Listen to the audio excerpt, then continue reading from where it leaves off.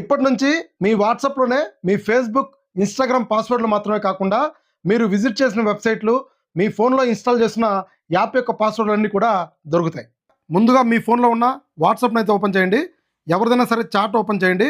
ఇక్కడ చాట్ బాక్స్లో గట్టిగా పట్టుకుంటే పైన క్లిప్ బోర్డు, ఇన్పుట్ మెథడు, పక్కనే 3 డాట్స్ ఉంటుంది.